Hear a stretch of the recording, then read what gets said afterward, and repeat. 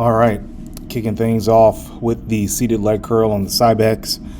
I won't really explain my love for this machine. I think the Cybex machine, as well as the Hammer Strength or Life Fitness seated leg curl, are some of the best leg curls on the market. So as always, we're going to start out with some type of hamstring variation, and we're going to really work that contraction and emphasize the negative. Sets were around, for a rep count, around about 10 to 12, maybe a little bit higher than 12, but really I was just trying to work just short of failure.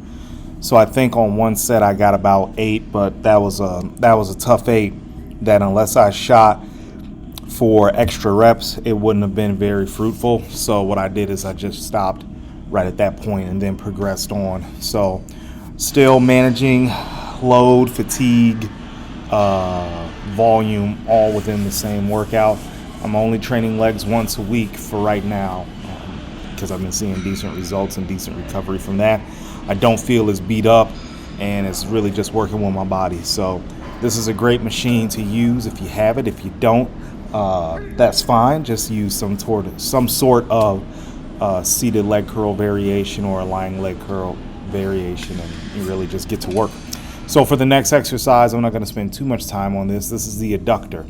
So you have to realize that some of the world's best bodybuilders have the world's biggest adductors. So that's what I'm striving for, to build in that middle part and basically have no thigh gap, really.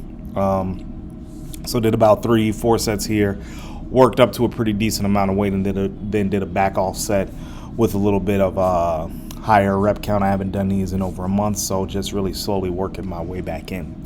Now we get to the meat and potatoes of the workout, and that's the 2 movements, which is first the leg press, and then we follow that up with a pendulum squat.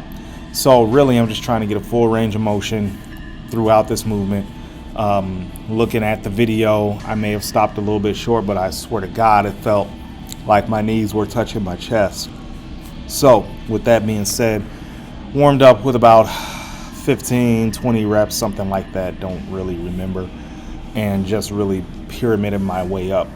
So now I want you guys to understand that at the peak of my strength late last year, early this year, before I went into my spiral down, I was at around about 7-8 plates, right?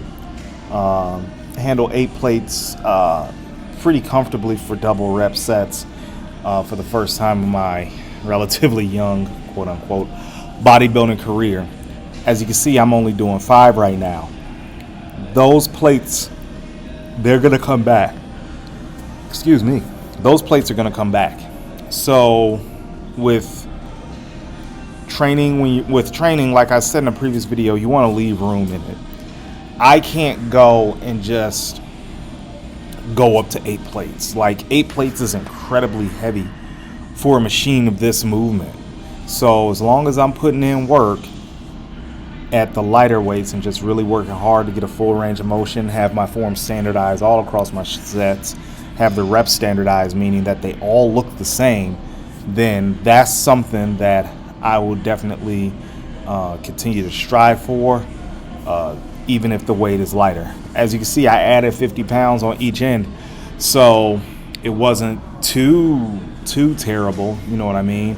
And I probably could have, quote unquote, did 8, but I wouldn't have done 8, you understand? You know, I always liken, people training to an old school Buddy Morris story that he was imparted to by Louis Simmons.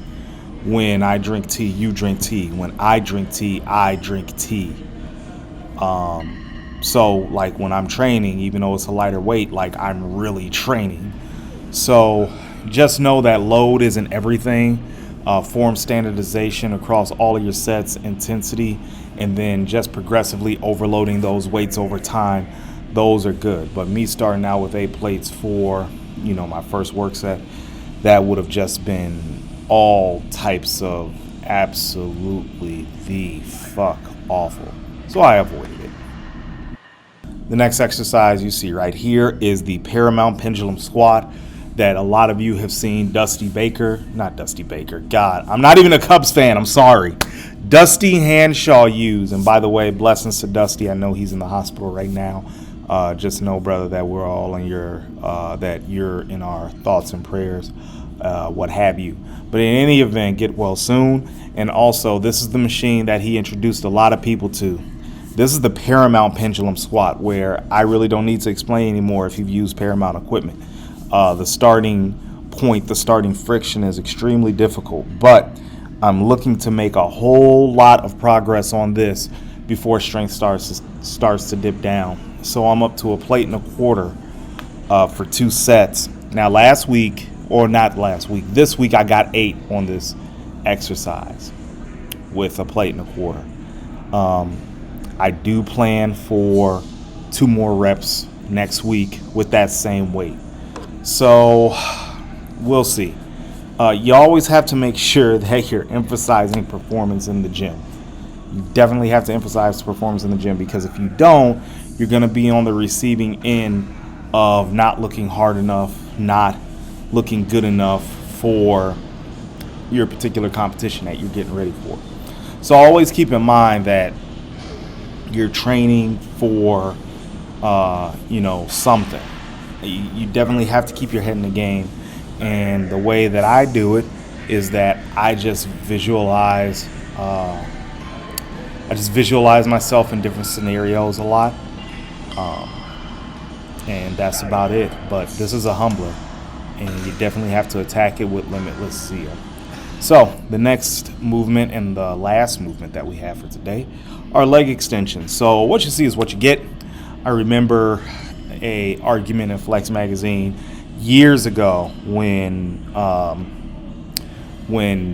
there was a big debate between Dorian Yates and some doctor about closed chain and open chain kinetic movements, and how the closed chain was bad in regards to leg extensions. And I'm like this: it's a goddamn leg extension, okay? Make sure you get a good squeeze at the top. Make sure you control the negative.